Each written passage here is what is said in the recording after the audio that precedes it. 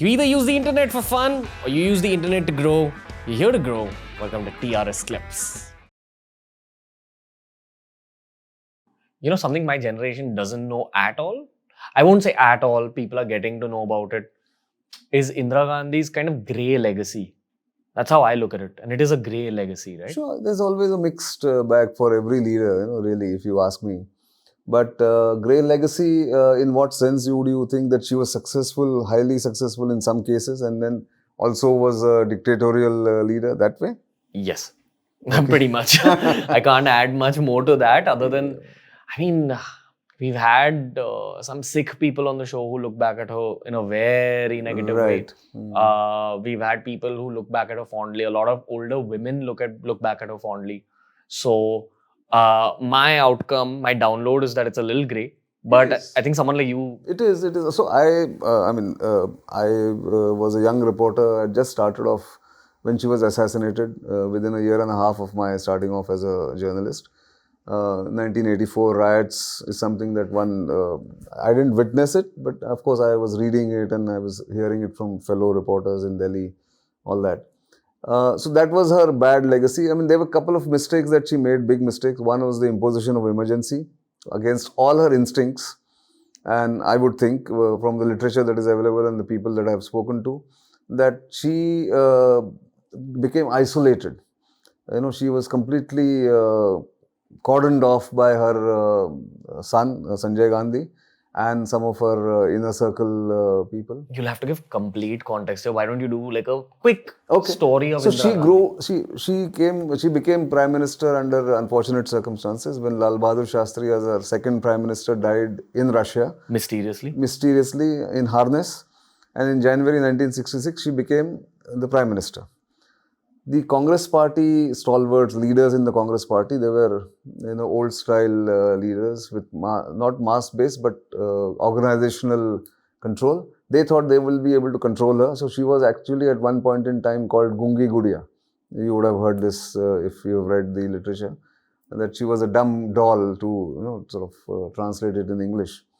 But she grew into a job thanks to some good advisors and all that. And her innate nature and experience she would have had with her father for so many years. 17 years, Jawaharlal Nehru was the Prime Minister. You think Lady Mountbatten also met? Sorry. I'm sure they would have met. I mean, there are photographs of all that. She would have been aware of her father. Her father was a widower.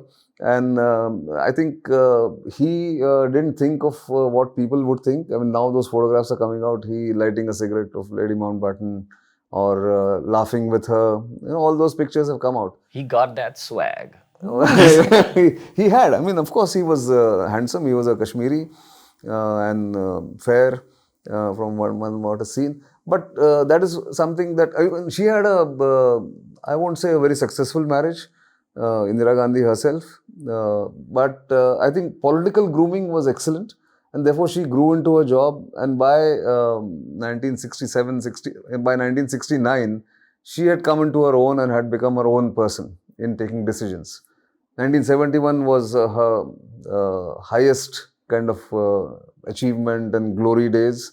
71 war, in fact, Atal Bihari Vajpayee praised her, didn't call her Durga though, like many people have alluded. But what happened is increasingly the success meant that she increasingly became isolated, surrounded by her younger son, Sanjay Gandhi, who was a political goon. Please, you'll have to give context here also. Because he was very aggressive and he wanted to control everything. So he used to control appointments with her. He started that Maruti project. I know very little about Sanjay Gandhi and Rajiv Gandhi. So Rajiv Gandhi was a pilot in the Indian Airlines that time. So he wasn't much in the politics. But Sanjay Gandhi, again, it is before my time also, because as I said, I started journalism only in 1983. But I've read and, there is interest in history. So Sanjay Gandhi, Bansilal and all these people. And what happened was the one judgment of the Allahabad High Court in electoral malpractices went against her. The High Court unseated her, saying that she can't be an MP because she's indulged in these electoral irregularities. She tried hacking the voting system? So that time there used to be booth capturing.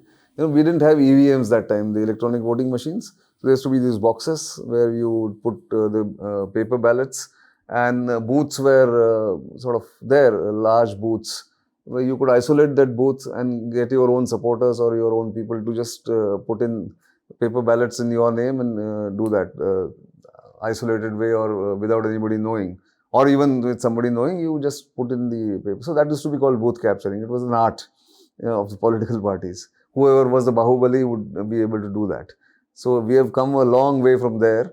So anyway, she was unseated. Wild West. Wild West. Yeah, many ways. What kind of India did you guys have, man? See, but we have survived that and we have come to this stage. But to come back to Indira Gandhi, so Sanjay Gandhi took hold of her psychologically in a way. Then he was controlling her towards the end, sort of 80s. After the emergency, she became isolated. She got defeated in the elections in 1977. Then she came back because they were squabbling, the old people who had come in the Janata Party between 1977 and 1980. Then she came back to power. But by the time she had become completely dependent on Sanjay Gandhi, who was her younger son and politically the controlling master of the party, Dependent the how? Congress, in sense of taking decisions and posting bureaucrats, appointing chief ministers, all that he was doing. He was the power behind the throne. And what was his skill set or whatever? Nothing. The power was derived from the mother and the third generation of the Nehru Gandhis, like that. Like younger, savvy. brash, and okay. kind of thing. But he died in a air crash in 1982. Mysteriously? Not really. He was again reckless. So he was flying that small plane in Delhi's Safdarjung area, and what happened nobody knows. I mean, mysteriously, you can call it mysterious, but I mean, obviously, it's like taking out a sports car and driving rashly, like the young rich kids do. Even today, we've heard, the BMW case, we've heard about other things. It must have happened that way. I'm not very sure what exactly happened, but he crashed in Delhi and died. And then Rajiv Gandhi was forced to enter politics, and the rest is history. But Indira Gandhi, therefore, 71, peak of her popularity, peak of her abilities to take strategic decisions. She broke up Pakistan, helped create Bangladesh. She formed, she did so many strategic decisions. She took merger of Sikkim into India in 1975. She also did creation of the RNAW in 1968 under her watch. So many things to her credit, but then later part, she sort of slid down the popularity and then became dictatorial, not by instinct, but by circumstances, I would think, to be charitable. Because of, as I said, the setback in the elections, then the defeat in the elections in 1977, and then the paranoia which comes in when you're isolated from the feedback you get from different people. When only one or two people give you feedback, or one or two people tell you what others are thinking. You're hearing control, complete psychological control, or the feedback mechanism is then controlled by those people. So they're telling you the things that you want to hear rather than what is actually happening. Then you become like that. And then by the time she took this decision to send the army into the Golden Temple in 1984, I think she was overwhelmed by the circumstances and bad advice. Because sending army against your own people is always bad judgment. And it went wrong, the operation, it was an impossible operation. And then she paid with her life by her bodyguards assassinated her, as we know. And India's still paying for it 40 years later. Yeah, in some ways, but I think we have also learned lessons. We've come out of that. वो कहते हैं ना सोना निखर के आता है आग में से आता है तब so India is in that position now. You've come through so many insurgencies, so much of turmoil, so many unrest in so many parts of this country together. I think 80s and the 90s were terrible for India in terms of both communal riots and these insurgencies, this Khalistan problem in Punjab, terrorist problem in Punjab, financial crunch.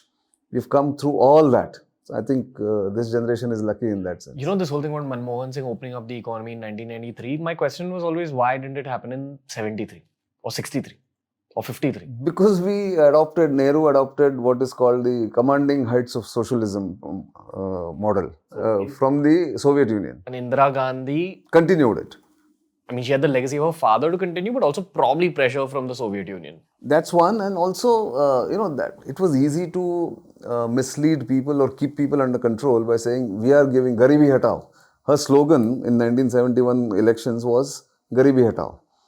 So, for 40 or whatever, 30 years since 47 or 25 years since 47, you had not removed poverty or not even made attempts to remove poverty. Instead, you were saying, Abhi hame chance dijiye, hum Garibi hatayenge.